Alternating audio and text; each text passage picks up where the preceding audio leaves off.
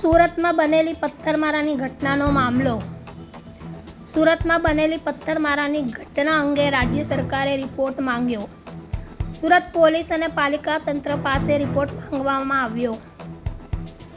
Surat police અને પાલિકા તંત્ર પાસે રિપોર્ટ મંગાવવામાં આવ્યો. કઈ રીતે ઘટના બની, શા માટે બની, ઘટના પાછળ શું કારણ છે, ઘટનામાં કોણ કોણ સામેલ છે, ગણેશ પંડાલથી ટોળું પોલીસ ચોકી સુધી કઈ રીતે પહોંચ્યું તે અંગેનો રિપોર્ટ માંગ્યો. ઉપરાંત સૈયદપુરા પોલીસ ચોકીની બાજુમાં આવેલ ગેરકાયદેસર મિલકતો અને બાંધકામો કોના છે, ચોકી પાસેના દબાણો કેટલા સમયથી ઊભા કરવામાં આવ્યા,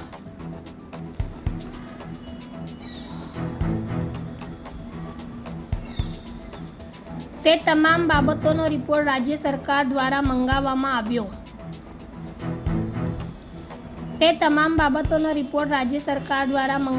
આવ્યો. પાલિકા અને પોલીસ દ્વારા પણ સરકારને આ અંગેનો રિપોર્ટ સુપરત કરાયો.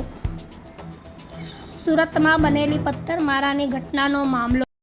આજે રવિવારે સાંજે જે ઘટના બની હતી એના અનુસંધાને આવતીકાલ સવારથી જે પરિસ્થિતિ એકદમ શાંતિપૂર્ણ ચાલી રહી છે, જનજીવન સામાન્ય થઈ રહ્યું છે, વાહન વ્યવહાર પણ ચાલુ છે, દુકાનો તમામ ખુલ્લી છે, લોકો શાંતિથી અવરજવર કરી રહ્યા છે. જે તહેવારો છે એની ઉજવણી પણ શાંતિપૂર્ણ રીતે ચાલી રહી છે. લોકોમાં વિશ્વાસની જાગ્યો છે પોલીસ પ્રત્યેનો અને તમામ પ્રવૃત્તિઓ ચાલુ છે.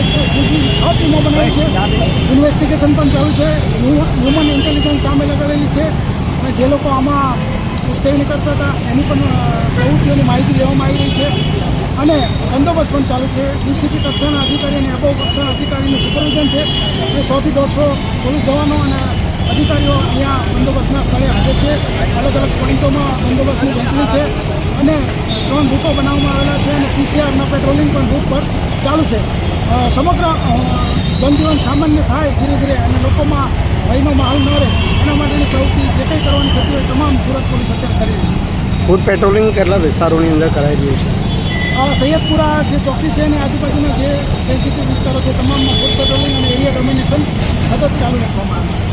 સર, ડ્રોન કેમેરાની મદદ લેવામાં આવી રહી છે, કઈ રીતે? ડ્રોન કેમેરાની મદદ સતત 2 દિવસથી લેવામાં આવી છે. 2 દિવસથી ડ્રોન ઉડાડી અને સમગ્ર ધાબા અને જે કોઈ સેન્સિટિવ વિસ્તારો છે એને ઉપરથી બાજ નજર રાખવામાં આવે છે.